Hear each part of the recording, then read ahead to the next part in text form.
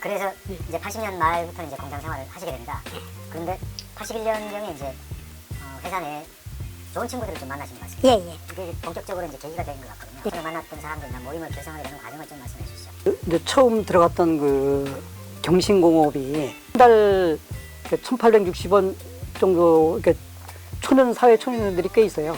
그다음에 이제 잔업을 해야 하루 일당이 한 2,000원 정도 올라가지고 한 달 하면 6만 원 정도, 한 5만 6천 원 정도 받게 되니까 이거 가지고는 이제 뭐 출퇴근하기도 어려워서 기숙사 생활을 했는데 시골에서 올라온 친구들이 많으니까 기숙사는 특별하게 이제 그 기숙사비를 받지는 않았던 것 같아요.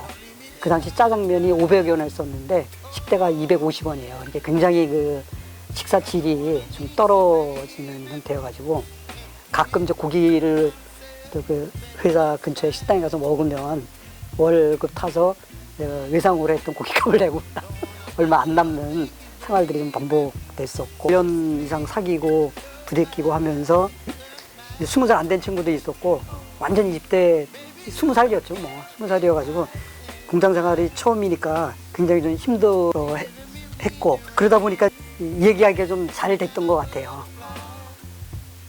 그런 현실에 대해서 참 힘들게 느끼고 이런 현실 속에서 어떻게 계속 살아가야 되나 뭐 이런 고민들을 하게 되면서 자연스럽게 이제 개선하기 위해서는 뭔가 필요하지 않느냐 노동조합이라고 하는 조직을 만들어서 이런 것들을 좀 극복해 볼 수 있지 않겠느냐 이렇게 이제 공감을 하게 되고 노동조합 결성 준비를 하게 됐죠.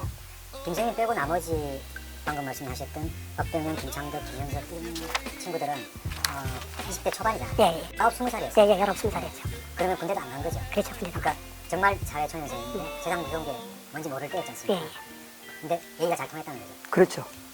젊어서 그랬던 것 같아요. 순수하고. 역사적인 측면에서 한번 평가를 해보도록 하겠습니다.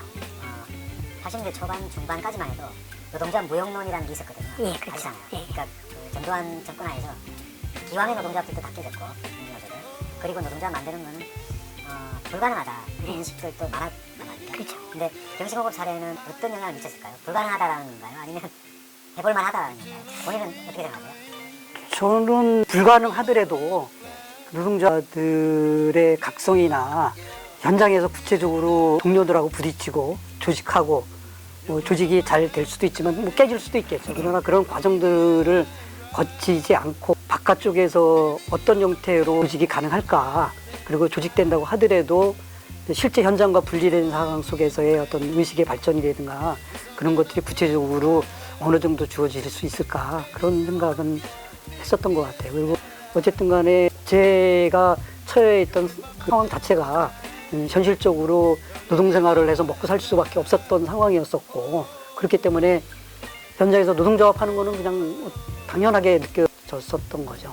어쨌든 제 생활 조건 자체가 그 공장 생활을 할 수밖에 없었기 때문에 공장 생활에서 어떻게 육성된 노동자들을 노동조합을 통하지 않고 성장해 나갈 수 있을까 하는 건 좀 의문이죠. 노동조합이 유용하다 그리고 노동조합을 준비하는 과정이나 이런 부분들 이제 한 1년 이상 해보면서 그게 갖는 그 효능이나 의의에 대해서는 충분히 이해를 하게 됐다고 볼 수 있겠죠. 그렇죠. 그리고 이제 거기서 이제 핵심 중심적인 역할을 했던 친구들이 그런 과정들을 사실은 거쳤기 때문에 이후에 이제 다른 곳에 가서도 노동자 활동을 했었고 아직 뭐 현재 지속하지는 못하지만 어떤 사회를 보는 눈 뭐 이런 부분들이 자기 것으로 하는데 큰 역할을 했던 것 같아요.